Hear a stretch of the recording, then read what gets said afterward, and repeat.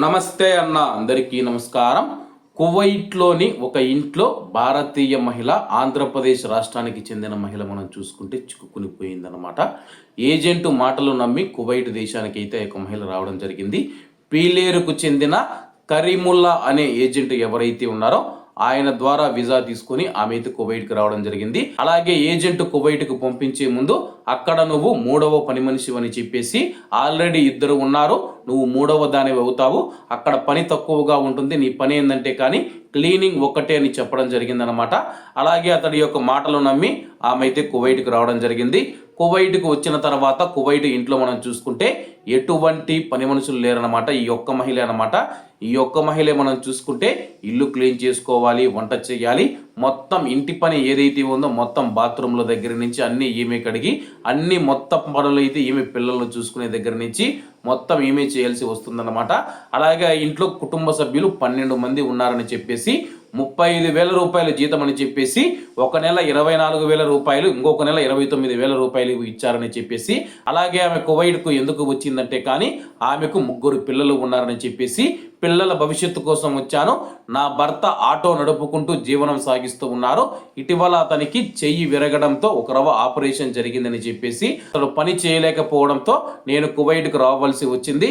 ఇక్కడికి వచ్చి నేను 4 నెలలు అవుతూ ఉంది, నన్ను ఇబ్బంది పెడుతూ ఉన్నారు, తిండి పెట్టడం లేదు, రోజు ఒక పూట మాత్రమే తిండి తింటూ ఉన్నాను, పని ఎక్కువగా ఉందని చెప్పేసి, అలాగే కొడుతూ ఉన్నారు, తిడుతూ ఉన్నారు, చిత్రహింసలకు గురి చేస్తూ ఉన్నారని చెప్పేసి మీనా గారు అయితే ఒక వీడియో అయితే విడుదల చేయడం జరిగింది.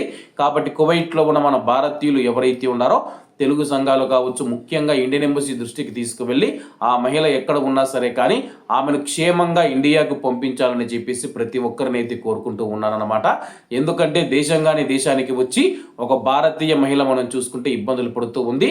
అలాగే ఆమెను ఇప్పుడు ఇండియాకు పంపించాలంటే కానీ ఏజెంట్ 1,70,000 రూపాయలు డిమాండ్ చేస్తూ ఉన్నాడని చెప్పేసి, అలాగే నన్నైతే ఫ్రీగానే పంపించాడు, కానీ కువైట్ యజమానుల దగ్గర అతడు 1,70,000 రూపాయల డబ్బు తీసుకొని నన్ను కువైట్కి పంపించాడని చెప్పేసి, ఇప్పుడు ఆ యొక్క 1,70,000 రూపాయలు నేను కడితే నన్ను ఇండియాకు పంపిస్తామని కువైట్ యజమానులు చెబుతూ ఉన్నారని చెప్పి ఆమె కన్నీరు మున్నీరు అవుతూ ఉంది.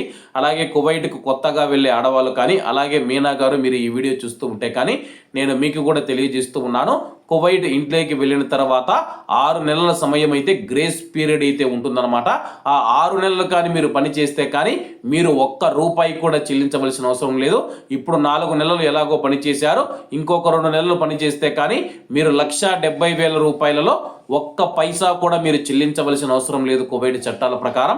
ఒకవేళ మిమ్మల్ని ఇబ్బంది పెడుతూ ఉంటే కానీ కువైట్లో ఉన్న మన ఇండియన్ ఎంబసీని సంప్రదించండి, మీకు తప్పకుండా న్యాయం జరుగుతుంది. అలాగే కువైట్లో ఉన్న మన తెలుగు సంఘాలు కానీ లేకపోతే పెద్ద పెద్ద వాళ్ళంతా ఉన్నారన్నమాట. ఇండియన్ ఎంబసీ దృష్టికి ఈ యొక్క విషయాన్ని తీసుకువెళ్ళి ఆమెకు న్యాయం చేయాలని చెప్పి ప్రతి ఒక్కరిని కోరుకుంటున్నాను. కాబట్టి అందరూ బాగుండాలి, ఎందులో మనం ఉండాలి. అందరికీ నమస్తే అన్న, జై హింద్.